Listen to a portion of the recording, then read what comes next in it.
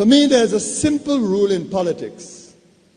Never, ever be surprised by what happens in politics. The face of truth is open.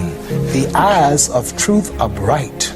The lips of truth are ever closed. The head of truth is upright. The breast of truth stands forward. The gaze of truth is straight. Truth has neither fear nor doubt. Truth has patience to wait. The words of truth are touching. The voice of truth is deep. The law of truth is simple. All you sow, you reap. The soul of truth is flaming. The heart of truth is warm. The mind of truth is clear and firm through rain and storm. Facts are only its shadow. Truth stands above all sin. Great be the battle of life. Truth in the end shall win. The image of truth is the cross. Wisdom's message is its rod. The sign of truth is Christ, and the soul of truth is God. Life of truth is eternal. Immortal is its past. Power of truth shall endure. Truth shall hold to the last. I don't have to tell you things are bad. Everybody knows things are bad. It's a depression. Everybody's out of work or scared of losing their job. The dollar buys a nickel's worth. Banks are going bust. Shopkeepers keep a gun under the counter. Punks are running wild in the street, and there's nobody anywhere who seems to know what to do, and there's no end to it. We know the air is unfit to breathe, and our food is unfit to eat. We sit watching our TVs while some local newscaster tells us that today we had 15 homicides and 63 violent crimes, as if that's the way it's supposed to be. We know things are bad, worse than bad. They're crazy. It's like everything everywhere is going crazy, so we don't go out anymore.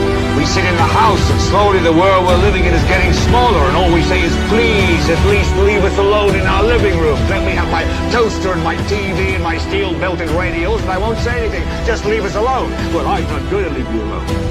I want you to get mad. I don't want you to protest. I don't want you to riot. I don't want you to write to your congressman because I wouldn't know what to tell you to write. I don't know what to do about the depression and the inflation and the Russians and the crying in the street. All I know is that first, you've got to get mad. You've got to say, I'm a human being. God damn it. My life has value.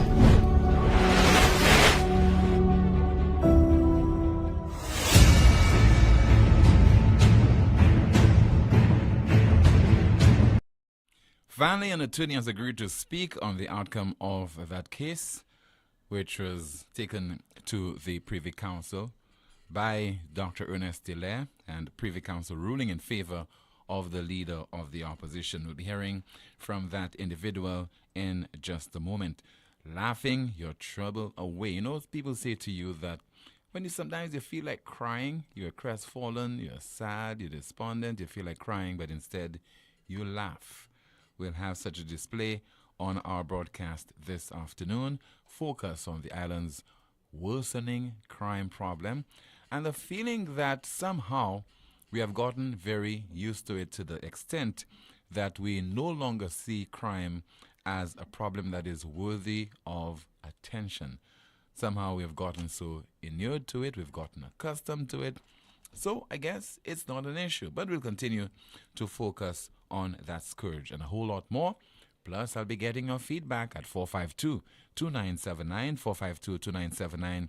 Your WhatsApp calls and messages 716-2026, 716-2026. And Kimani will be going through some of your comments. She'll be doing some vetting, some of your comments in the chat room. So stand by as we have another exciting NewsSpin program. A gruesome discovery of a lifeless body was made yesterday afternoon at about 1:30. And that is somewhere along the La Croix-Marigot Highway. Police have identified that individual as 38-year-old Ernie Byron of Jackmel. He was pronounced dead on the scene by a medical doctor. What is happening in our country? What is happening to us? Now, normally those of you watching on Facebook, you see that kind of image of a body being transported from one floor to a lower floor of a building via a ladder, and the hard work of our emergency personnel in full view.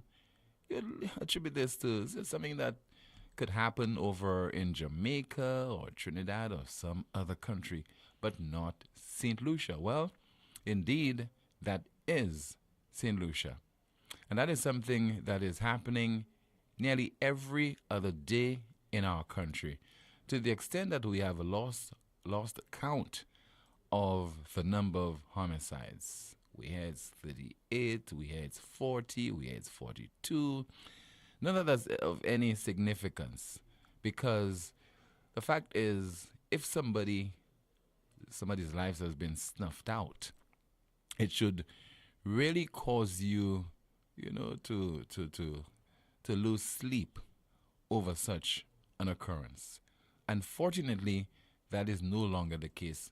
Well, unless it happens to a relative or a friend, we are just, no longer in a state of panic, in a state of shock. We see those things happening, we hear about it, and it is, oh my God, it's happened again, and that's it. And we just move on. But that certainly is not the case for the international community, various interest groups beyond the shores of St. Lucia that are taking note, and more so people who want to visit our shores, people who go online and do the necessary research, investigation, they ask questions. How safe is St. Lucia? What is happening? What is the crime situation there? And to the annoyance of some people in authority, they don't like us to report it. They like us to report the location, unless if it happens in the La Croix Marigot area. Don't identify the other places, particularly if it is a particular business establishment. But that is the reality. What we should be putting emphasis on is the need for the authorities to move diligently, seriously, assiduously to address that problem in our country, because it is no longer getting serious. We have reached a point where it is very, very serious, and we cannot linger anymore. We cannot act in abeyance as far as tackling that problem, because as much as we want to ignore it as citizens, as much as our authorities are incompetent, we are going to pay a heavy price, because investors to our shores, they will stay away. Those who want to invest in St. Lucia, they will stay away, because they do not owe us any kind of loyalty. It is not a case where those people are in denial. When they do their research and they listen to NewsSpin and they make calls to the island to speak with third parties, other people they're going to be doing business with, clearly they will be getting the true picture of life on the island as far as crime is concerned. Irrespective of us blowing our trumpet and touting the success of the jazz festival, touting the success of carnival, if you do not have an environment where people can feel free to go out and mingle and have a good time with friends, families, and visiting relatives and so on, do you believe that we will continue to provide patrons at those events with the kind of security that will not mar them in terms of our brand, in terms of our reputation? If we allow this to get out of hand, very soon, not even La Wars and La Marguerite celebrations we will be able to observe in this country. It is very, very, very serious, and it is not a case where I'm exaggerating. There is no kind of exaggeration. That is the reality on our island right now. Let us hear from the former MP for Grosile, current public relations officer of the opposition United Workers' Party, speaking on the crime problem earlier today during a press conference. It seemed to be a weekly affair now that we have young people in particular losing their lives in various forms. What has happened is that St. Lucians have become so used to it, it has become so normal as part of our existence that we don't talk about it anymore. We don't make a fuss about it anymore. We seem to pay no heed to the fact that it exists and it continues to happen. I want to in particular call on our government, who have the responsibility to see about our security and our safety. And specifically, the ministers of Home Affairs and National Security, at whose doorsteps the direct responsibility falls. Let us look at what is happening in St. Lucia today. Our safety is being undermined. And when I say our safety as a society, okay, as a citizenry, our safety is being undermined. Never mind that most of the occurrences of homicides take place among gang rivals.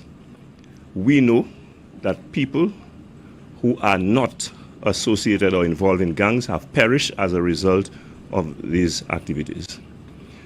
Of course, there is the occasional domestic violence situation, which we have to try to address as well. But let's look at the losses that have already taken place, and we seem to be docile and unconcerned about. Our safety, that, as I said, has been undermined. Our freedom has been compromised. Our economy is under threat. Now, if that is not sufficient to alarm us, to jolt us, to take cognizance that we are facing a crisis, I do not know what will. And so I'm saying to our government that this is not, what I'm saying is not far-fetched. We have had a criminal-imposed curfew on St. Lucians in recent times. Because when we are forced to close down businesses, when we are forced to close schools, when people are forced to vacate a community by a certain time, that is a curfew in effect imposed by criminals on law-abiding citizens. That is our freedom compromised. We cannot have a situation like this in a democratic, law-abiding country. And what are we hearing from the people who are responsible for ensuring that a situation like that does not occur? Our government. We have heard some talk, and yes, at one point it got to an extremely chaotic situation where in the space of a few days, 7, 8, or 9 people were murdered. And so they took some action. They were jolted into action and brought in the regional security forces and so on. That in itself, as we saw, did not curb the crime situation. We had a little abatement, but even with the presence of the RSS, we had homicides taking place in St. Lucia. When we have social gatherings, festivals, or public functions, we now have to be in fear, okay, of gun violence taking place in our midst, where anyone can end up losing their lives. Leonard Spider Motut, former government minister, former MP for Grosley, and the current public relations officer of the opposition United Workers' Party, speaking earlier today during a press conference, telling us the obvious. We have a serious crime problem on our hands right now. It has gotten out of control, and criminals are doing as they please, and that is under the eyes, not the watchful eyes, but the eyes of the authorities, our police, our national security minister, our prime minister, our cabinet of ministers. You elect people into office to improve your life, to ensure that law and order is maintained, to ensure that various arms and functions of government are operating efficiently, ensure that if there's an outbreak of a disease, they can respond to it. Problems in the economy, they can come up with prescriptions. Education sector, they can address it. A range of things. That's why you have people who are responsible for various portfolios: health, education, consumer affairs, agriculture, sustainable development. Those are areas, among others, where we have people who are responsible for them to ensure that things do not always run smoothly, but if a problem emerges, they will come up with recommendations. They'll come up with solutions to that problem.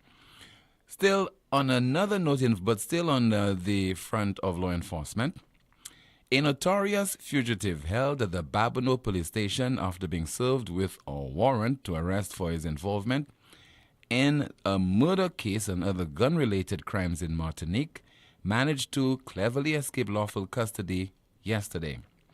The individual in question, Joarius Johannes, who also goes by the aliases Joe Grind and Junior Doville of Otsa, had been apprehended during a well-executed police operation following a report of assault with a firearm. Additionally, he had a red notice issued by Interpol due to his involvement in a murder on the island of Martinique. Initially, he was taken to the 1st District Court, where he was subsequently remanded to the secure confines of the Bordelais Correctional Facility. However, on the day of his escape, he was being temporarily held at the Babonneau police station as his court appearance was scheduled to take place via Zoom. Regrettably, the holding room designated for his custody proved to be woefully inadequate, allowing him to exploit the situation and flee undetected. The pursuing officer valiantly gave chase, but the fugitive managed to blend in with a crowd of school children returning home, eventually vanishing from sight. In the process, the officer sustained injuries as a direct consequence of his relentless pursuit. This is not the first instance of an inmate successfully eluding capture at the Babonneau police station. In fact, another criminal, Orville Punnell, a Jamaican national, sought for extradition to his home country, managed to evade capture back in October of 2020. You know the part I like? The pursuing officer valiantly gave chase, bravely gave chase, but the fugitive managed to blend in with a crowd of school children returning home, eventually vanishing from sight. Imagine what could have happened to the school children. And it has been happening so often. People being arrested, in lawful custody, they had a health institution, they managed to escape. They had a holding cell, a police station, they escaped. What is this? And it's not me laughing, but it just comes across like a joke, What kind of country is St. Lucia? We are far from even being considered a developing nation. You have developing nations and you have developed nations. How can you categorize the country that I love so much, where every other day something happens that would cause you grief, pain, want you to cry, but at the same time it's so comical that you want to laugh, or you just chuckle, or you smile. And no one wants to be held responsible, If you were to say what's happening with the leadership at the police, at the Babonneau police station, what's happening with the leadership of the Royal St. Lucia Police Force. But talking about the Babonneau police station, there's also a part of this piece that I read there, which indicates that the facilities there are certainly not up to par, up to standard. It says that regrettably, the holding room designated for his custody proved to be woefully inadequate, allowing him to exploit the situation and flee undetected. So a myriad of issues are responsible for our crime problem. Dereliction of duty, neglect on the part of the authorities to ensure that our police stations are properly secured. It is just a mess in this country. There's no longer reached a point where it's, a journalist who says that, or a reporter or social commentator is exaggerating. He's lying. That's not true. He's being economical with the truth. That is the reality on the ground in our country. Hardly anything operates here in an efficient and reliable manner and to the satisfaction of the citizenry. Let's see if we could establish contact with an attorney. In the meantime, good afternoon to you, Kimani. Maybe you could go through some of the comments in the chat room if there have any discussion taking place there. Good afternoon, Tim. There are some comments in the chat room. We have someone saying, there is a black cloud over this country, sad but true. Another comment, when you have a group of clowns in charge of a country, what do you expect? Someone says, this guy is an Olympic runner. We need to train the dude, LOL. Another comment, Tim, on 3 occasions I went to view Fort in one of the banks there. The service at this bank is very lousy. You will spend over 2 hours on the line and only one teller that is at your service. I spoke to one of the ladies working there. She said to me they are short of staff. That's why. But I still go back on another day and the same thing at the bank. Someone says this report seems to be partially written to make the police look good. What is being hidden? It smells. Someone says, well-written story. They're copying Rick. And another comment. Someone says, Tim, when will they get that man? Someone says, Tim, policemen cannot run, and that is bad. Another comment, the minister responsible for national security needs to hand over this responsibility to a more competent individual. The leadership in this SLP government is very poor indeed. Tim, the criminals are young St. Lucian men and women, so who is to be blamed? All right, I'm not sure what they're trying to say there. And finally, someone says, because no one cares, it's all about the chicken room and bacchanal. St. Lucia has become a shithole country. That's it in the chat room. And imagine somebody saying there, St. Lucia is not the worst. Where have you heard this before, Kimani? You know where you hear that? Where? Very often, when your grandmother is a city west. Oh my goodness. Your grandmother is a city west or your mom is a city west, says he's the worst. Mm-hmm. He will not be the first and he will not be the last. He will not be the last. So we're setting our standards so low that we're saying that we're not the worst. So if we have, let's say, about 200 countries in the world, and as far as our development is concerned, we are not at number 1, but we're at 199. So we're not the worst. I mean, at least we didn't come last. I mean, we are. You know? So that is what we are doing in this country. Well, we just dabbling in a lot of mediocrity. We are lying to ourselves. We're telling ourselves that, things are okay. But let's see if we could get in contact with this attorney. I think we have established contact, Mr. Producer. Let's see if we can put her on the line. She is... Hello? Yes. Good afternoon to you, ma'am. How are you? I'm fine, thank you, Timothy. All right. Thank you so much for taking our call, Miss Mary Francis. Let me ask you a general question before we go into the meat of the matter, and that is the outcome of that case before the Privy Council between Dr. Ernest Hilaire and former Prime Minister Alan Chastanet. Generally speaking, what do you think about the crime problem that we continue to experience in St. Lucia almost on a daily basis, particularly the homicides? Well, I was listening to some of what you said before. It's very disheartening because this is a perennial problem. And Mr. Spider Motut spoke, and the same thing was existing under the last government. Mm-hmm. So I think that it has been said, and I think the truth is that we have neglected the people, the deprivation in some of the communities of St. Lucia. The focus was on the wrong things in St. Lucia, the nature of our politics and so forth. So they didn't pay sufficient attention to the social needs of the people, and they also allowed the legal system to fail, to become dysfunctional.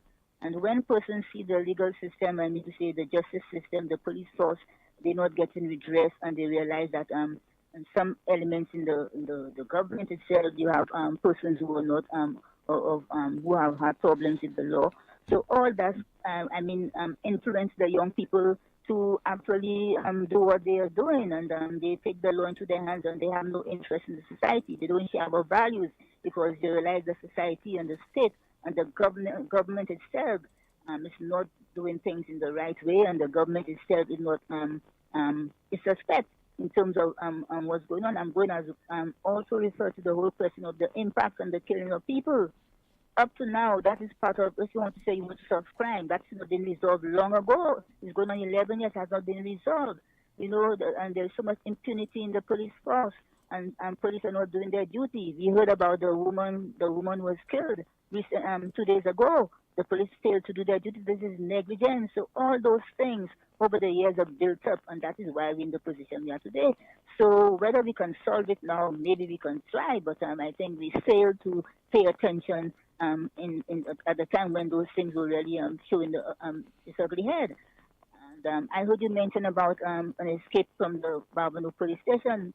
Right now, I'm looking into a matter for a client of mine in Mico, where I mean to say there was a guy who was charged for grievous harm of her son. And this guy was given permission to attend his mother's funeral, and he escaped into Martinique.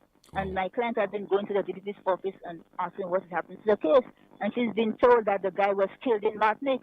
Where is the death certificate that the DPP's officer, the police, have been able to obtain from Martinique? Last time she's been hearing the guys in France. So these are the things which are happening. People don't know, but lots of things are happening in this country in terms of the justice system, and it speaks badly for the justice system. And people will have no confidence in the system. When you have no confidence, so you see all those things are happening. It is very, very disturbing. Now, the outcome of that case between Dr. Ernest Hilaire and former Prime Minister Alan Chasney, before and the Privy Council ruling on it, on a legal technicality, if you want to call it that, the whole debate between English law statute and St. Lucia law statute. What do you make of it? Oh, well, it was a very interesting case, and this is not the first time this Article 917A of the Civil Code has been canvassed in the court before, in terms of its ability to allow us to import English law. I wouldn't say maybe it's a technicality, because I mean it really affects the pleadings of both sides in terms of the remedies that they're seeking. And what really concerned me, I think it was a very good decision, because that's the law. Article 917 allows English law to be imported into St. Lucia. And I think Hilaire's lawyer were arguing that this was a pre-existing law and therefore it's unconstitutional and therefore does not apply. But the point is that we have missed the boat. If there's pre-existing laws, we had opportunity, according to our constitution, according to the Schedule 2, to the order which says existing laws shall be construed with modifications, adaptations, and qualifications. So we missed it. 44 years ago, we had the opportunity, to look at those laws and to see the pre-existing law, which is inconsistent with the Constitution, should be amended and repealed. We have not done that. So the Privy Council actually dismissed this argument as not been relevant. As a matter of fact, I think at paragraph 18, they actually stated, furthermore, the grant of independence to St. Lucia and the creation of the parliament within the newly created independent sovereign state could not without more have the effect of rendering invalid within the new state existing laws which had previously applied within the colony. So to say that it's a colonial law and it's a breach of our Constitution Section 40, which allows Parliament to make laws and so forth, I found that a bit strange that they would appeal on those grounds, and I think the court made a very good decision. We issuers again have been sleeping on important issues in this country. We're about maybe winning the next election over the years and so forth, and we don't pay attention to those things. We need serious law reform in St. Lucia.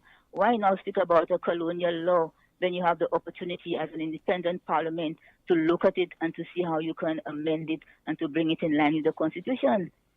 We had the former Prime Minister who was a constitutional lawyer. He himself wrote a very brilliant article on the hybrid system that we had in St. Lucia.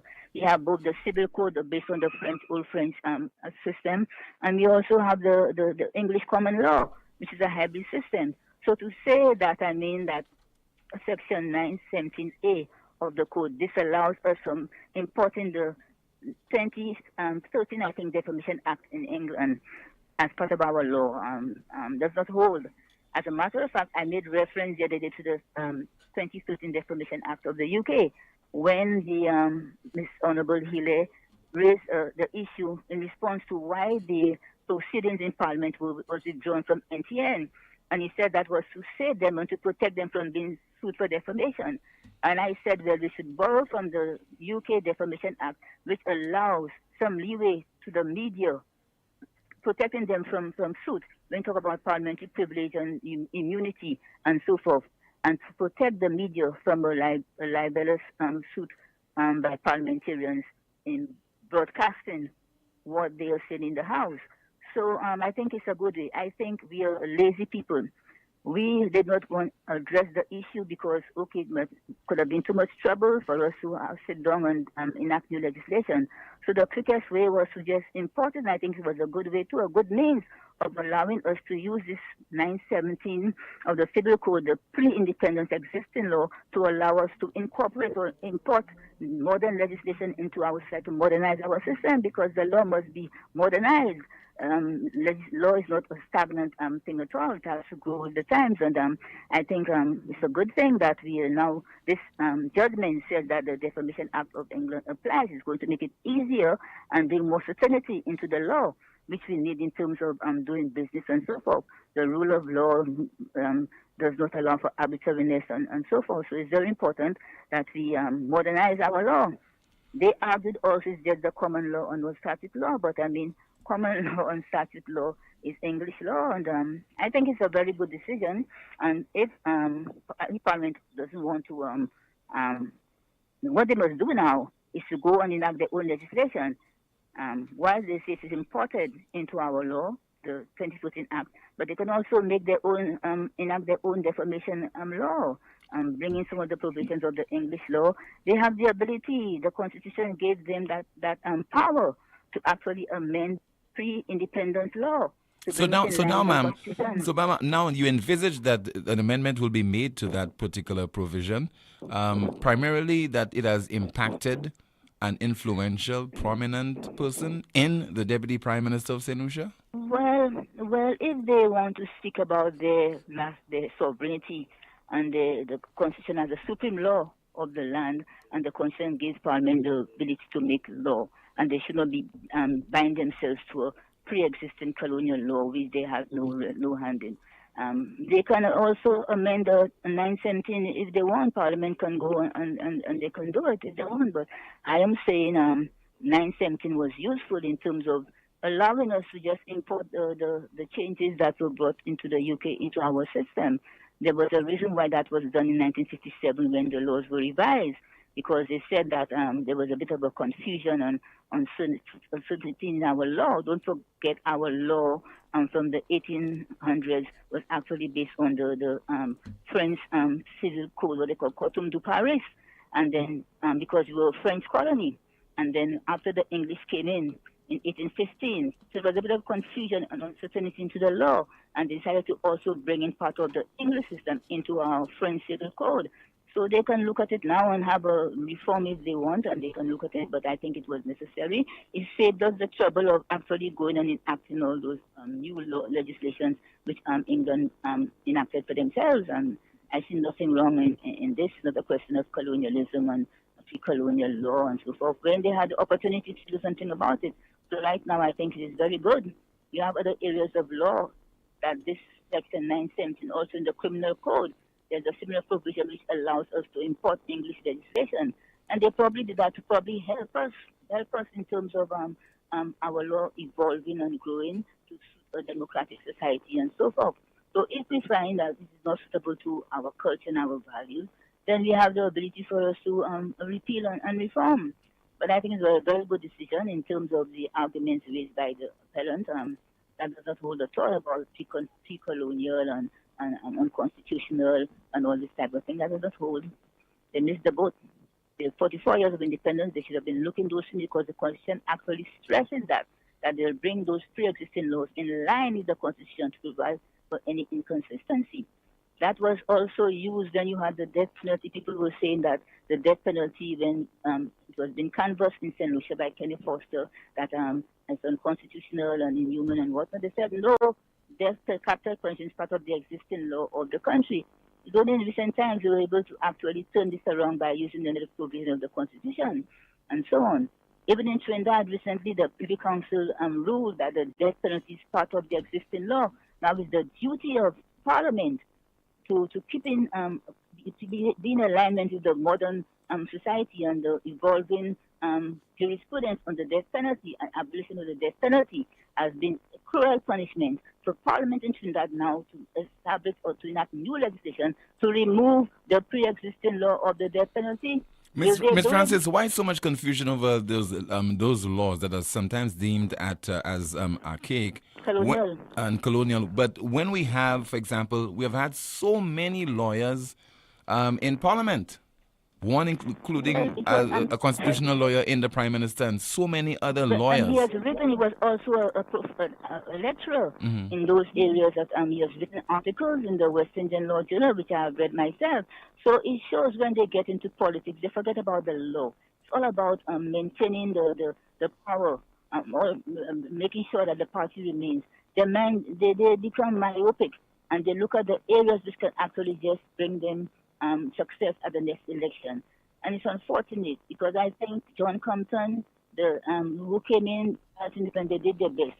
And it's like a relay race. Those who came after with all the degrees and they knew better, they should have actually taken us along a better path in terms of modernizing the society where the rule of law is concerned, because that is all we have. The law is what determines everything. Economic growth, it determines the stability, the investment in the country, and we have to modernize the law and stop talking about this colonial thing. When we fail ourselves in terms of looking at other issues, in terms of looking, that is why all our court system is broken down now. Why? Because the politicians, I don't understand. It baffles me. Maybe they like the community, they don't care about law, they don't care about the rule of law, and they are by society and so forth, or look, we are a young nation and whatnot. But then the world has changed and there's modernization. And you also have to modernize your legal systems and processes and so forth to keep in touch with what's happening in the society. And what I'm saying, I don't want to say I'm done, Dr.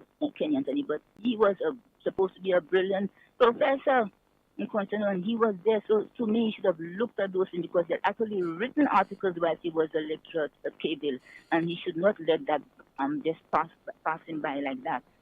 I know there are challenges in governing and to being governed, a lot of challenges, because you cannot do everything one time and actually satisfy everybody. But from 1979, and when they took over in 1990, it was a good opportunity to use his ability to actually look at but they had a constitutional reform, and now they have a new parliamentary constitutional reform so they must look at those things right now. They have another opportunity, look at it right now, do what is right. Stop this bickering in the House about this and about that and about things which are not really going to take us further. Bring in the special prosecutor and deal with it there. But all this quarreling in the House and all this type of thing, and then we have important things which have been left behind. You see, so now Mr. Ernest Hilaire will have to do what he has to do and so forth. That is what I think is a very good judgment, and it's up to us if we want to remain in our colonial status, and then we blaming the English and blaming this person and blaming that person. We fail to do our work for ourselves as a lazy people. Okay, ma'am. Thank you so much for speaking with us on this afternoon's NewsSpin program. We just heard there from human rights activist and attorney Mary Francis. Still to come, we'll be hearing from a government minister who says to St. Lucians, when you go overseas, please behave. And that, in the case of Canada, could result in us getting even more opportunities to travel without having a visa. All that and more on a NewsSpin, which is being heard on Power 97.9 FM. We are also on YouTube and the NewsSpin Facebook page. One of the biggest events for St. Lucia's Carnival has returned. Rum Bucket Waterland. More water, more paint, more foam. Sunday, 16th July at Gaiety Grounds from 11 p.m. Small coolers will be allowed, but no ice, no chaser. Must be 18 and older to enter. ID will be checked. Your ticket outlets are Steve's Barbershop and all the sell outlets. Rum Bucket Waterland. That's when we reach the waterfront. We doing whatever the hell we want. Get ready for more water, more paint, and more foam. Sponsored by KFC, Digicel, and White Oak. It all started with a penny. For over 85 years, we have invested in our farmers, fishermen, people, and our country. When we were called to serve, we were here. We understand what is valuable to our people and our country. That is why we support all industries, including tourism. We are the bridge towards a brighter future and economic growth. When our people, government, and businesses called upon us, we were here. 85 years later, First National Bank St. Lucia Limited is here for you. Lazarus's Funeral Home is here for you. Lazarus's Private Cemetery offers a peaceful resting place for your loved ones. With tranquil settings, visitation, and reflection, we believe in the compassionate care of all our departed loved ones. Lazarus's Private Cemetery, let us help you create a final resting place. Make it special. Make it Lazarus's Funeral Home, your friend in a time of need. Payment plans are available for tombs. Call us in Vidbuta at 452-7491 or in New Dock Road, VA4, 454-6555. Tired of searching all over and still can't find the auto parts you need? At Fayday Auto Parts, we make it easy for you and save you the frustration and running around. From Toyota to Chevy to Daihatsu to those rare truck parts, we've got you covered. And we're quick with special orders with frequent flights from Japan, the US, and the UK. Visit our store or give us a call at 450-7500 or 484-8141. Save time and avoid the line. Fayday Auto Parts, Wadawaj. Why stop anywhere else? Contact Lucelec before trimming or cutting down trees that are near overhead electrical wires. Watch out for power lines before you begin working on a ladder. Be sure that ladders or scaffolds are far enough away so that you and the ends of the tools you're using don't come within 10 feet of power lines. And never use any electrical appliance in wet surrounding outdoors or in the rain. This message is brought to you by Lucelec, the power of caring.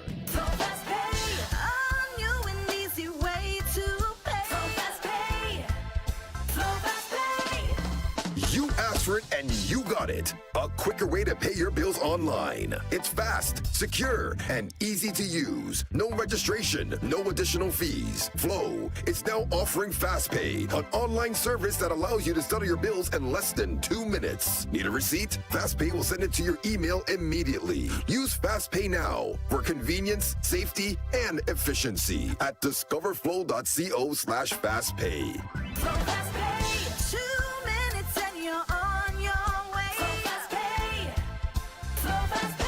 Flow is keeping you connected. Night Meds is your dependable neighborhood pharmacy. You'll notice that upon entry, you are greeted by caring professional staff, attentive to your every need. Your prescriptions are always treated with a high degree of confidentiality, and we pride ourselves on providing speedy, efficient service.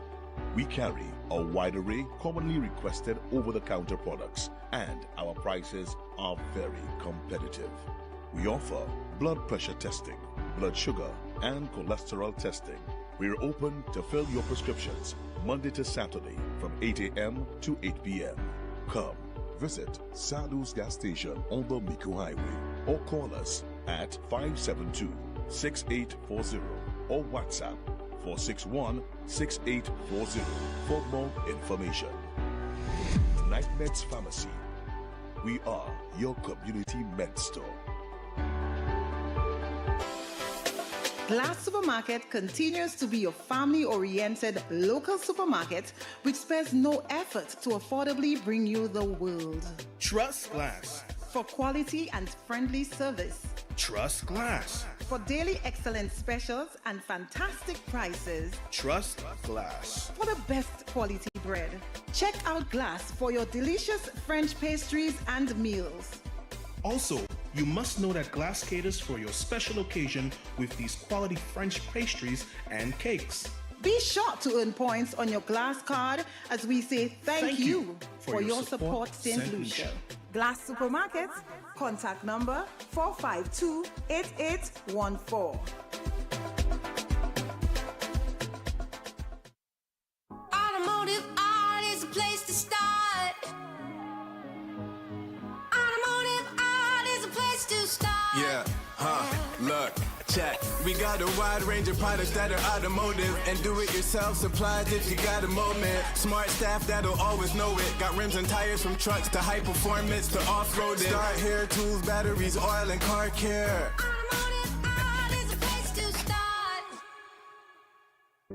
Josh, so now that Mother's Day is taken care of, what about my gift for Father's Day? But Dad, I just heard an ad saying that Europa is having another Kasha Day for Father's Day. What? Are you serious? When? Where? On Friday, June 16th. Yes, Kasha Day for Father's Day. Huge discounts on vacuums, pressure washers, upholstery cleaners, steam cleaners, I hear even on power saws, drills, compressors, and weed eaters. And you not tell me that there was it? Dad, they even have a free car wash by the ladies. Book the date, Dad. Friday, June 16th at Europa. Kasha Day for Father's Day. Oh yeah. I not. Happy Father's Day.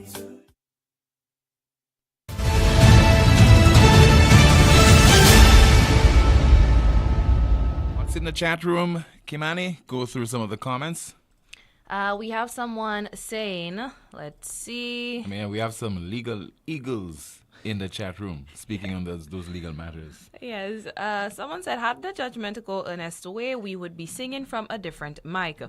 The only reason we don't enforce the law when we are in power is because we ourselves break it constantly. Another comment, that's right for the work lazy parliamentarians, only concerned with cabinets because that's where the money is. Someone says, Tim, what is the situation with the speaker? Is everything okay now? Tim, do you have I've been hearing update? certain things, but I don't know. I don't know what's up with the speaker. If there's anything to worry about, I don't know. Another comment, every time I say Kenny failed us, folk want to crucify me, but he squandered 16-1. Someone else says colonialism laws from the British are not for the common man, especially for people of African descent. Someone else says the intent of those who came before us was to keep us ignorant, uninformed. And we have someone in the chat room saying, Tim, what about Junior Calypso? I think we should really have a discussion. I believe that they touched on issues that need discussing. They were good. Someone says the English law is good law. They should adopt it. If things had gone his way, then there would be no problem with the law. Someone says, we the people of Barwano want to know what is going on in the police station. Every time you're hearing criminals escaping from the police station, the police needs to be held accountable. I live in the area. When I hear these things, I get very scared. I am at my home and all my doors are locked. Another comment, the problem came from the homes. Some parents had to be responsible, so the problem filtered down to the government. It's time for us, our nation, to stand as a nation to stand up for what is right. And another comment, you think that the Minister of National Security can manage his portfolio when he has said several times that his father was a policeman and not him? Such a useless statement. Let's see if we have anything more in the chat room. Someone says, I hope the minister tell the nation it's under Alan Shastney's administration that visa opportunities in progress. Thanks to Alan Shastney. All right, let's take a call. Good afternoon to you. This is NewsSpin. You're on the air. Hello? Hi. Yes, good afternoon, Rick. When I mean, you're a real showman, boy. When you announced that you'd finally gotten a lawyer to speak, I mean, I almost, with all my broken legs, I almost jumped to the sky in jubilation.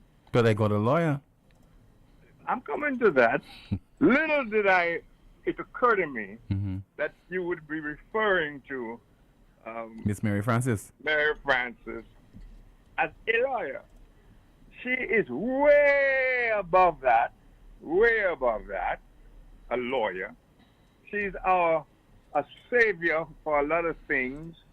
She fights for a lot of causes and everything. She just, en passant, is a lawyer, but to the thinking solution, Mary Francis, is a lot more. Don't misunderstand me. I don't think that you shouldn't have called her as a lawyer. She's our conscience.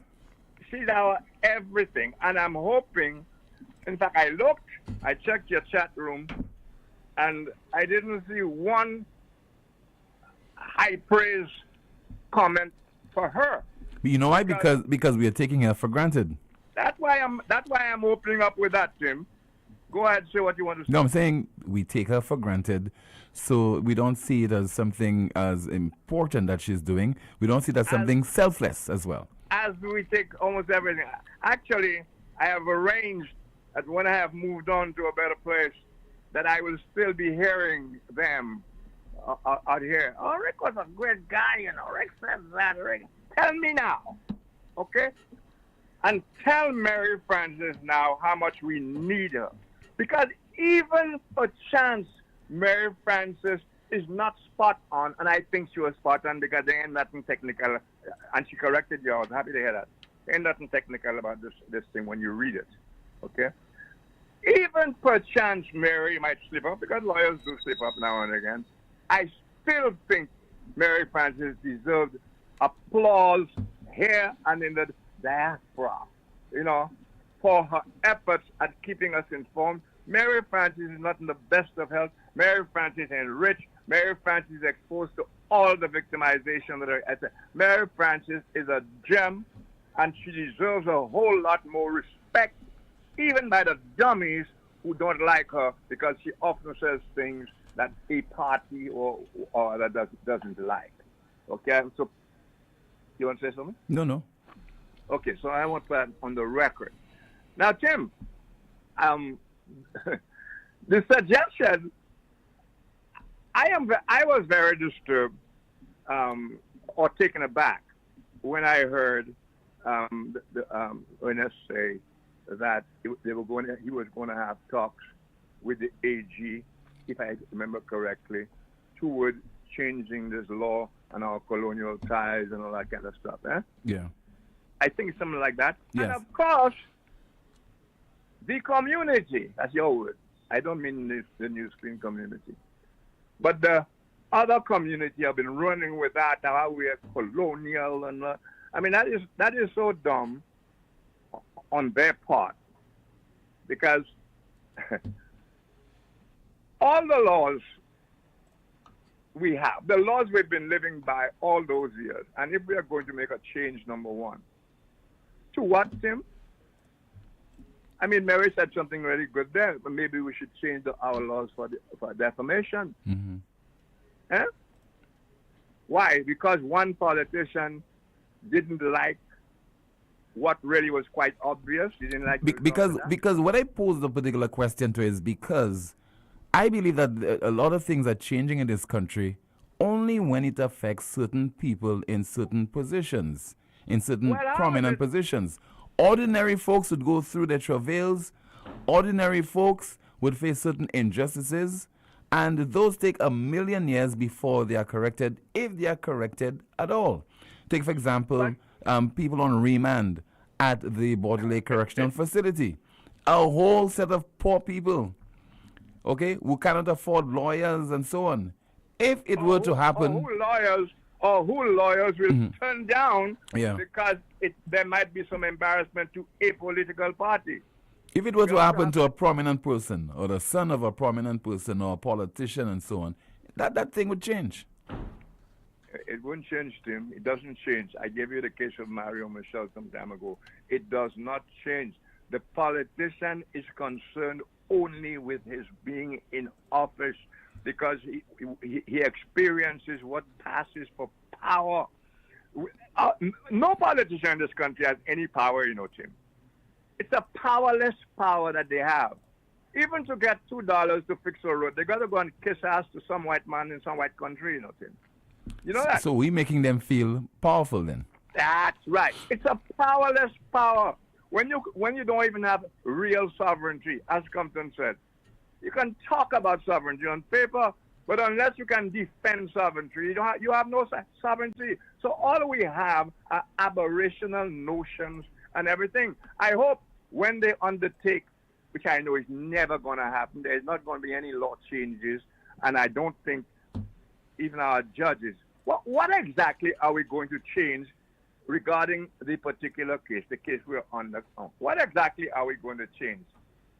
You know, have you heard yet? No, I haven't. I think if there will be any change, this will be preceded by a discussion with the Attorney General. Well, you know the Attorney General is Hitler's lawyer. Yeah. You know that? I know that, yes. Private lawyer. Well, not anymore. Who told you that, Tim? Where did you see that written? When was that announcement made? It's not written anywhere. I'm just guessing that he's no longer the deputy prime minister's attorney. As far as you know. As far as I know, yes. Important. Yeah. As far as I know, Rick. Stand corrected. Yeah, we can't take chances on those things. I mean, Peter Foster is my lawyer, whether I'm a cat, a horse, or whatever. You know, whether I'm a senator or whatever, he's my lawyer. Okay? So unless, of course, that is announced to the contrary. So as far as you know, he is. I want to see what exactly the AG, and of all people at AG. But if the AG wants to change, if the government wants to change the law tomorrow, it will happen because they will not get any kind of resistance, particularly from the St. Lucian Society, from civil society, etc. That's not true because you see what we have now, and I want to underscore those things, and I have to make it personal because that's what it is.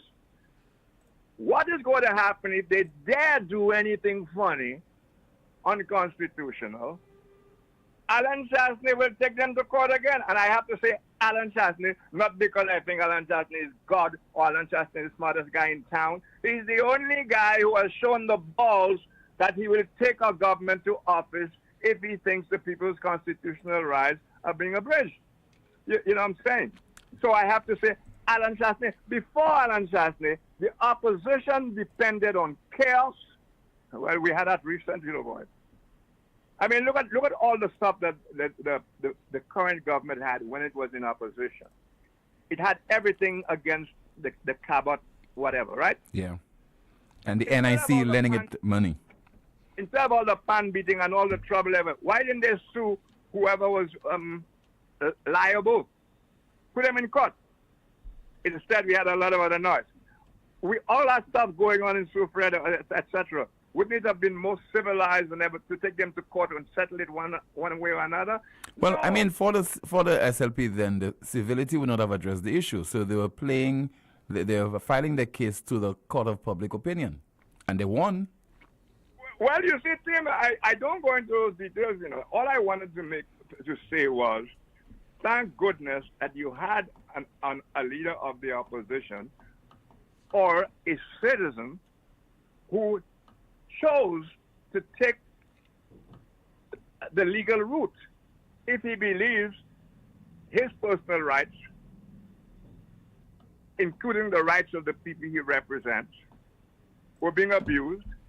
Instead of rounding up all kinds of burned down places and some killing and what, he goes to the court where he could have lost, which brings me to another point. And by the way, when they are busy changing the laws, and I'm assuming it's not just one law they're going to change and tell me you're going to wait every time and you don't like an English law, and depending on who it affects, you're going to change it. So I suspect, I would hope that if they're going to change a law, they're going to change all those British laws that we have, guys. All our laws, they're British laws, right? Yeah. Even the faggot law. I'm sorry, the sodomy law. Mm-hmm. You know what I'm talking about, Jim? I know. But, you know, Miss Mary Frances... Too fast on me. The sodomy law, a lot of people are gay and whatever, and there are also people who are not gay who experiment with, you know, around the fringes of that. But if we go... But Rick, this is a useless law because it is not being utilized, eh? It is not being utilized. How can you utilize that law? It is useless. Once a law is on the books, it's dangerous. When was the last time we had a hanging here? But you hear every now and again that a politician could decide to hang somebody because the law is there. England has done away with that law, just as England has done away with the faggot laws, etc. The free speech, a lot of things England has done away with. So when we are going to change our laws, I hope there's going to be a real public discussion about laws that we consider archaic, that are not on anybody's books but remain on our books. I hope we're going to have laws to hold government ministers accountable, that citizens who want to bring, because since they refuse to have recall, that citizens will have laws, not only the law, but be given the means to take a case to court. But who will be leading the discussion as far as those matters is concerned? Well, I'm doing it now. Do not expect that the St. Lucia Bar Association, which is in a coma right now, will lead the charge. Well, again, Tim, so it has to be those of us who can. So, and the way we can do it is to try to persuade the chat room, who hopefully will understand where we're coming from, and they will see the need for those changes, that if a citizen feels affronted by a minister in his office, that the citizen can take that person to and for the public to pay the bill, the taxpayers to pay the bill. Are you concerned that the cost, if there are any, might of that last case here, might be borne by the public? What, the case? Hila's case? Hila's case? Yeah. Well, he filed it in his capacity as a civilian, right? Yeah, but you're telling me, Tim, that... Not a government official. He was not a government official You're then. telling me the government can do what it wants, basically. That's what you're telling me there, you know. So why wouldn't they? And if it's a quiet set of people who we have in this country, and the government can do anything, why wouldn't the government pay for that? Which brings me to the point, my main point, I'm ever grateful. Finally. Yes. Finally, yeah. Yeah. In England right now, Tim, there's a big commotion going on with Parliament, how to come on this up, over Boris Johnson. Mm-hmm. As a matter of fact, let me just take an opportunity to go through the NewsSpin news of the day. It coincides with this, okay? So you'll continue in a bit. The NewsSpin news of the day: ex-Prime Minister Boris Johnson deliberately misled MPs, report fines, and should be banned from Parliament. Our NewsSpin news of the day: ex-Prime Minister Boris Johnson deliberately misled MPs, report fines, and should be banned from Parliament. Continue, Rick. Okay, so there's a big thing going on, because you know he resigned before the Privileges Committee announced its findings. Yes. He resigned. And I think he would have been suspended for what, for 90 days? I don't know. That's the recommendation, yeah. He would have been suspended for 90 days. Right now, that's the government is in chaos. Everything is going on right now. The two parties, they're in chaos right now over it. That's why and it would take too long to go into it. But one of the things that is being discussed seriously there is whether the public should pay Johnson's legal fees. And that is being discussed very, very seriously now. One side saying, it seems to have been a cabinet decision. It seems that's how it works. So I'm going to suggest, since I don't know better, that the decision to pay the speaker's fee, the speaker's legal fees, and also Alan Chastney's legal fees, that decision seems to have been made by the cabinet. Yeah? And the other side will have no say in that. They don't have the numbers or whatever, but it's public money, Tim. Yeah. Don't you think by now we should know if in fact the money has been paid? Why the public had to pay the speaker's fees, considering the circumstances, because the speaker had ample opportunity to have acted better and more competently. But there we are. And he has another one coming up again. Perchance he loses it, the public will pay. On what basis do we keep on paying for the speaker's boo-boos when he was not elected? If he proves incompetent on 2 or 3 occasions, why he wouldn't be dumped on the basis of incompetence, and why we are forced as a people to pay his legal fees? Those are all questions. Mm-hmm. Definitely. Definitely, because that sets a dangerous precedent. And where, for example, a public official who is acting acting in a very incompetent manner, or maybe through bravado is taking certain decisions that proves very costly to the taxpayer, you need to ensure that you put certain guidelines in place to prevent this from happening. Because see what happened to the former acting comptroller of customs.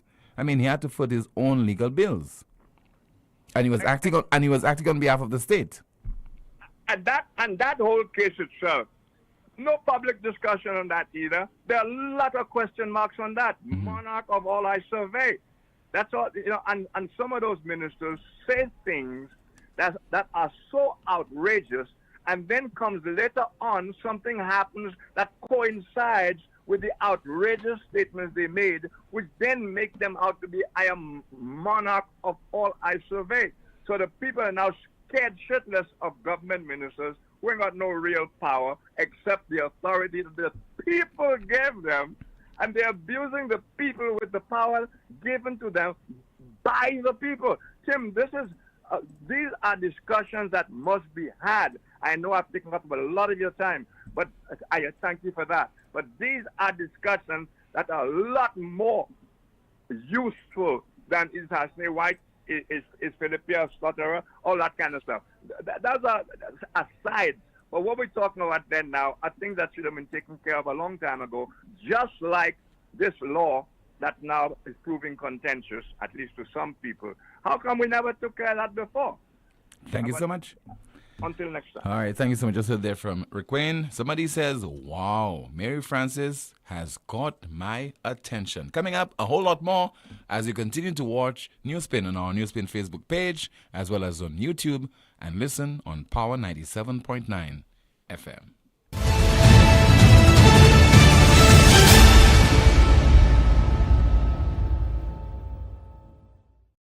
Isn't something you can foresee. Since the beginning, affordability has been one of our priorities. Every day we're proving that burials don't have to be expensive. If cost is a factor in your time of bereavement, call Lazarus Funeral Home. We have coffins starting at $800 plus taxes. Nothing can cause more disappointment than poor quality. Help us help you keep your last memory of your loved one sacred. Make it special. Make it Lazarus Funeral Home. Your friend in a time of need. Located at Bibliotheque Castries at 452-7491 and New Dock Road V4 at 454-6555. Introducing the new LuSelect Virtual Service Desk, where one click is your access to every service. From my account to streetlight reports, requests for payment arrangements to settle arrears, change of name and address. Easy online forms give you access from anywhere and at any time. Every service you need at your fingertips. Go to our website, luselect.com, and click on the Virtual Service Desk widget. LuSelect's Virtual Service Desk. Every solution at your fingertips. Pli meilleure manière pour entrer indépendant, c'est là où ka conduire l'auto qui sa ou. Avec First Wheels Hot First National Bank, nous ka offert l'intérêt qui bien bas et nous ka prêter ou tout l'argent pour acheter l'auto depuis ou satisfait tout ça qui mérite. Vini indépendant et prêter l'argent Hot First National Bank pour acheter First Wheels. Visitez n'importe branche et bien couillez téléphone 455-7000 et 455-7117. First National Bank, here for you. Why pay full price for your mobile when you can pay half? Just bundle your home internet and mobile services with Flow and save 50% on your mobile bill. That's money in your pocket every month. Plus, now you get free YouTube and WhatsApp data. And you can share your plan with up to 3 other numbers. Upgrade now and get a free smartphone. Switch and keep your number. Learn more at discoverflow.co. Tired of searching all over and still can't find the auto parts you need? At Fede Auto Parts, we make it easy for you and save you the frustration and running around. From Toyota to Chevy to Daihatsu to those rare truck parts, we've got you covered. And we're quick with special orders with frequent flights from Japan, the US, and the UK. Visit our store or give us a call at 450-7500 or 484-8141. Save time and avoid the line. Fede Auto Parts, Bois de Waj. Why stop anywhere else? Treat yourself to KFC's new Genius menu. Get your choice of one-piece chicken, corn, and biscuit, or one-piece chicken, fries, and biscuit, or one-piece chicken, mac and cheese, and biscuit for just $11.50. Order now through WhatsApp at 484-0400 Or visit our website, kfcslu.com. or dine in at any one of our locations. Now that's a genius choice with unbeatable value. KFC, finger licking good. Glass Supermarket continues to be your family-oriented local supermarket which spares no effort to affordably bring you the world. Trust Glass. For quality and friendly service. Trust Glass. For daily excellent specials and fantastic prices. Trust Glass. For the best quality bread. Check out Glass for your delicious French pastries and meals. Also, you must know that Glass caters for your special occasion with these quality French pastries and cakes. Be sure to earn points on your Glass card as we say thank you for your support, St. Lucia. Glass Supermarket, contact number 452-8814. Plastic Solutions, catering to all your commercial and domestic plastic and paper bag needs. We also manufacture printed and non-printed plastic bags. Located on the cul-de-sac Bexo Highway, Plastic Solutions is an environmentally friendly company because of its high standard plastic recycling process. For orders and inquiries, please call 758-451-5577 or visit us on the cul-de-sac Bexo Highway. Automotive art is a place to start. Automotive art is a place to start. Yeah, look, check. We got a wide range of products that are automotive and do-it-yourself supplies if you got a moment. Smart staff that'll always know it. Got rims and tires from trucks to high performance to off-roading. Start here, tools, batteries, oil, and car care. Automotive art is a place to start. Josh, so now that Mother's Day is taken care of, what about my gift for Father's Day? But Dad, I just heard an ad saying that Europa is having another Kasha Day for Father's Day. What? Are you serious? When? Where? On Friday, June 16th. Yes, Kasha Day for Father's Day.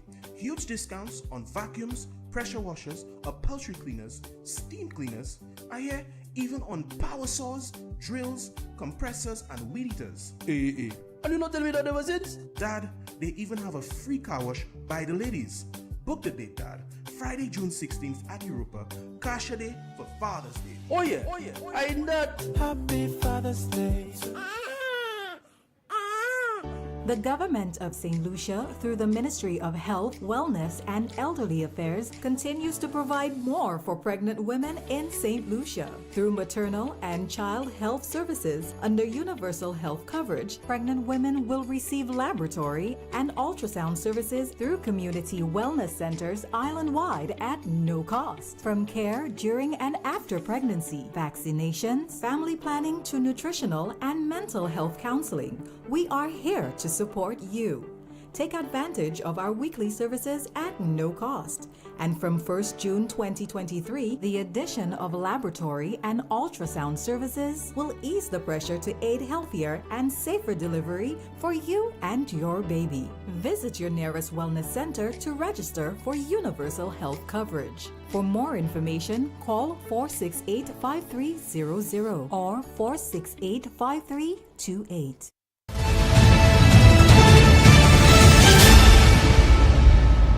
To the folks at Europa, always listening to the broadcast and watching as well while they continue to do good business with you members of the public.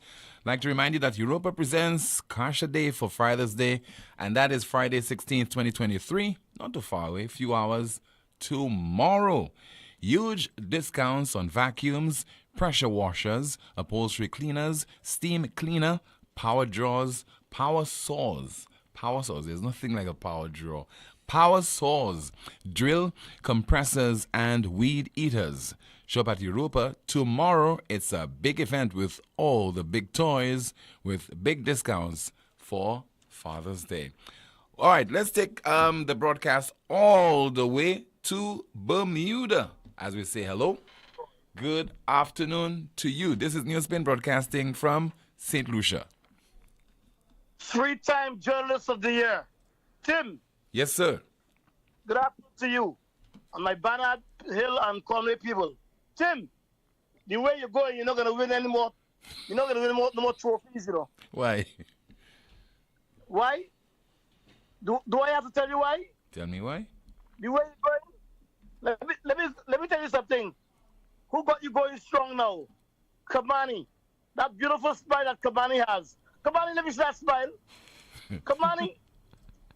That beautiful smile that you have, you keeping Tim alive. Tim. Otherwise what? Let's get serious. Otherwise what? Let me tell you something. I'll be good as gone. Nobody wants to talk about Ernest Hiller. Ernest Hiller is a born loser. With the West Indies Cricket Board, the West Indies Players Association have won every case against this man. This man knows about losing. You know, he doesn't know anything about winning. Everywhere he goes, he loses. He's a born loser. Just like he and the Mongoose gang and zombie government. Now, caller, how can you call? Would you have to? Hold on, Bermuda, because I know you're very crafty because you know you just put one on me there. You know, you just wanted to see Kimani on screen, and then you said whatever you had to say, and then you know we towed the line. But let me tell you, how can you call somebody of that ilk a born loser? He is because he loses. Hold on. We all have lost along the way, caller. Okay, I could tell you a few things that I've lost along the way.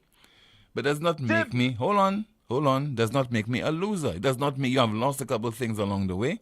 Does not make you a loser. He is the Deputy Prime Minister of St. Lucia, and you call him a loser?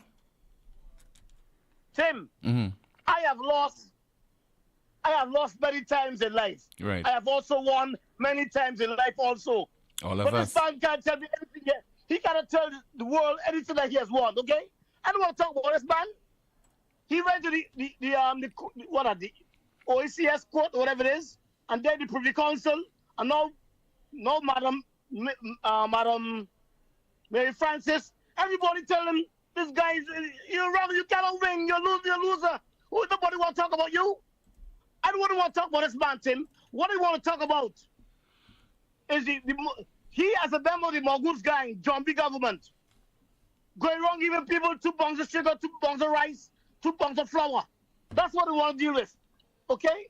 That's what I want to deal with. Asking people how many spoons, how many forks, how many cups, how many plates, how many TVs, how many fridges you have in your house. That's what I want to talk about. I don't want to talk about illness here. Okay? Let's talk about what's going on in my people's life, man. Make a show a show of substance, man. You talk about this here, man. Come on, man. You can talk about me. I sure I will give you a bigger audience than Ernest Hiller. Everything the man touched, everywhere the man turned, the man is what you call organized chaos.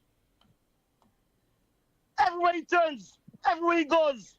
Let's talk about how my people is getting treated by the 2 pounds of sugar, the 2 pounds of flour, going wrong like worse than Haiti, 2 pounds of rice, the couple of forks, the couple of knives, how many forks you have in your house, how many knives you have in your house, how many cups, how many plates, how many TVs, how many fridge. That's what the communist government, the communist SFP government is doing. That's what St. Lucia's gone to. That's what we have to address. That's what we have to talk about. That's what we need to talk about, Tim.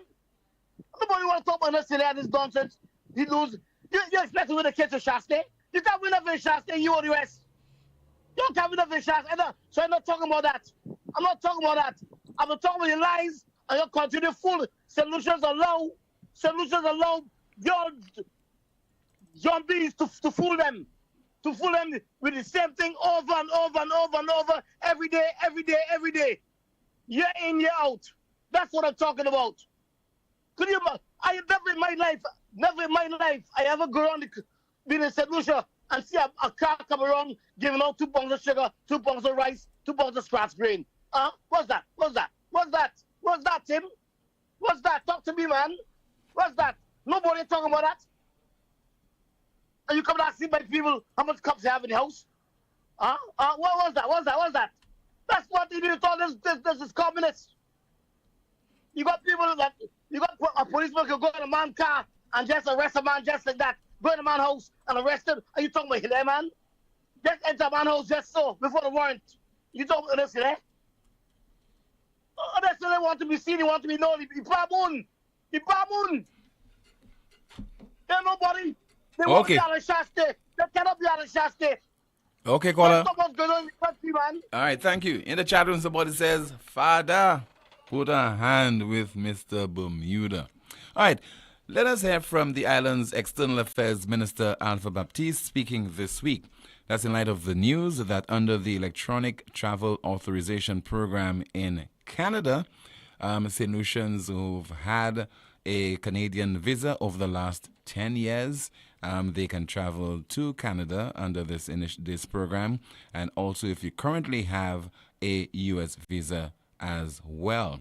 And particularly that is a non-immigrant visa, you can apply for the ETA for up to 6 months. And so Mr. Alva Baptiste is saying, be on your good behavior so that we can travel visa-free.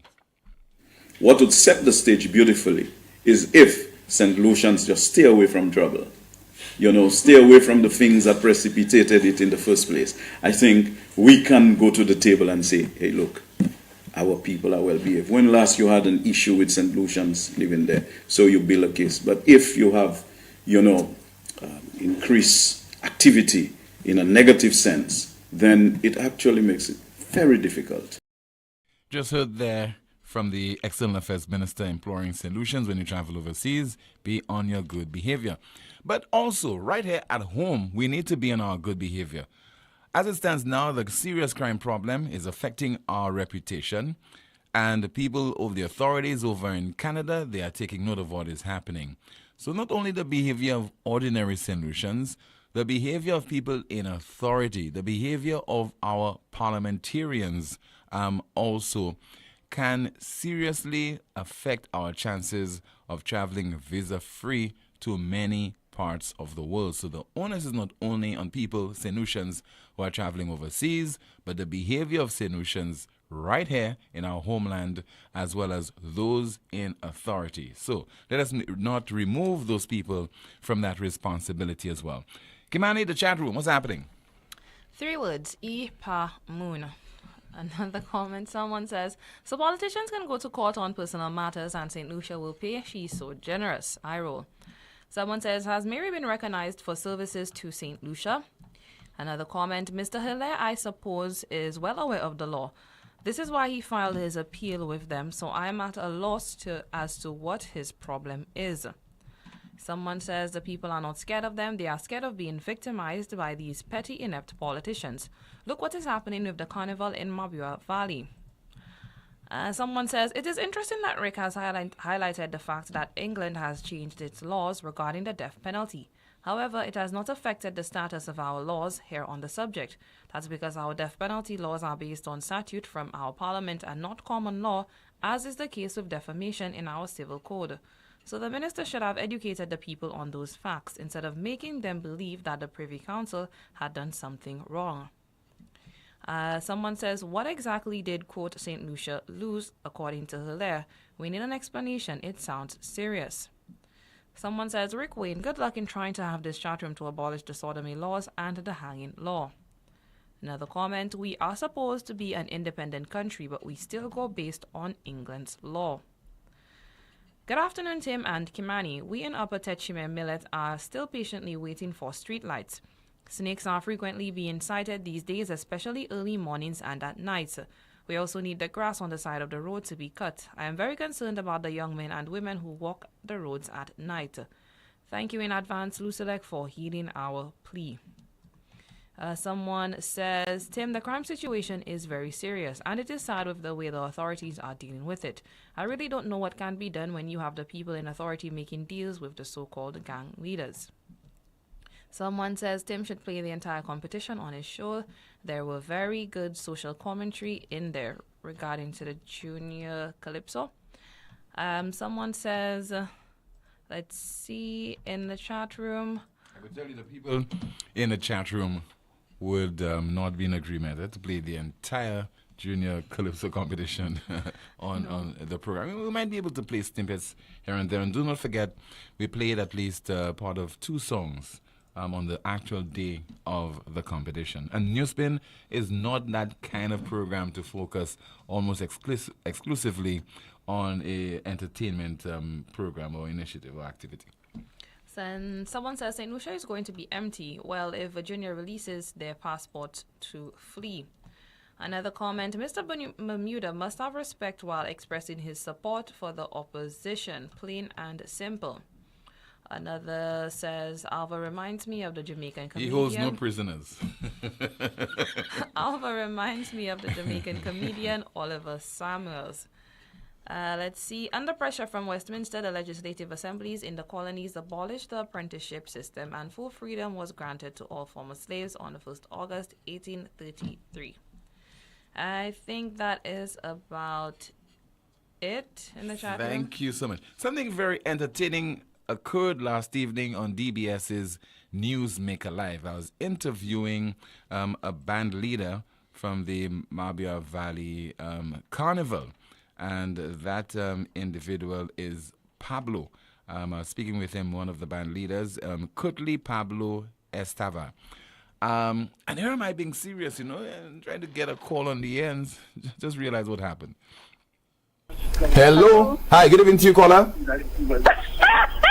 Hello. Hello. Hi, good evening to you, caller. Hello. That was a laugh. And in the chat room, people were quipping, suggesting that that was Mary Isaac. So that was the Mary Isaac laugh on Newsmaker Live last evening. Let's take another call. Good afternoon. This is NewsSpin. You're on the air. Hello, good afternoon. Yes, ma'am. Good afternoon to you. How are you? I'm all right. Quick contribution because we're getting ready to conclude. Oh, so you make Rick talk for 2 hours, you make everybody talk for 3 hours, and you tell me quick contribution. I wasn't the one who asked you to call at 4 minutes before 2. Hey, I didn't notice the time, Timothy. Yeah, it's 4 before 2. Okay, Timothy, I just wanted to clarify something. You said between when you and Rick were speaking, he said to you, you should say as far as I know, and that would be concrete. Don't that's not true, As far as I know is not concrete, because as far as you know, it could have been as far as you know may be wrong. He's saying that he was saying be very careful, don't speak with such certainty on matters of that nature. You cannot say that that's not a fact, because sometimes as far as you know is just what you hear people say. Well, as far as I know also means that I'm leaving room for various forms of interpretation. There's nothing that's cast in stone. As far as I know, this person is so and so and so because of what they've told you. Right. What persons have told you, and sometimes persons probably who you think may know better. Well, what we are talking about is not anything slanderous. I know, but still, using as far as I know is not concrete. It's not factual. Whatever comes from it is not factual. So I don't think you still have to be careful when you deal in the court is such a thing. No, we're not talking on legal matters there. Not the court. Has nothing to do with the court. Nothing slanderous. So I was just saying, as far as I know, well, I was saying at the time that the Attorney General is not Mr. Dr. Hila's lawyer. And what Rick was saying, how you know that? Is this written anywhere, So I was saying, well, just making the assumption. But still, that's exactly what I'm telling you. One of the reasons why you said it like that is so that you can cover your back. But that's what I'm telling you. You cannot cover your back by using the statement, as far as I know. It is not concrete. Okay. So still, if you don't know, as far as I know, and you haven't seen it written, and you didn't get it from reliable sources, you still cannot say that. Okay, ma'am. Hey, Sibafi, have a good day. Thank you so much. Somebody in the chat room is also saying, Tim, play the Jackass too, because I'll play tomorrow. So I was just saying, hello, good evening, Newsmaker Live. About to say, Tim, hello, Tim Jackass. So I'll play this one tomorrow. All right, so finally let us hear from Kutli Pablo Estava, who was my guest on last evening's Newsmaker Live, and what he hopes for next year in time for the community carnival over in the Mabia Valley. Any form of mediation, anything that can quell this situation, I'd be willing to be there. But I think that we're at a point this year where it's too late to be able to resolve the issue. But as of next year, I think with proper consultation and proper negotiating, proper dialogue, we should be able to resolve the situation. I'm hoping that next year we're in a much better place and we're able to continue our carnival the way that we have always experienced it, with love, unity, and with lots of excitement. All right, Pablo from the Mabia Valley, and our NewsSpin question of the day: why is the Mabia Valley Carnival in such bacchanal? Why is the Mabia Valley Carnival in such bacchanal? That's the broadcast for today, as we thank you so much for watching on our NewsSpin Facebook page as well as on YouTube, and listening to the program on Power 97.9 FM. Coming up next, the Power Drive. Goodbye.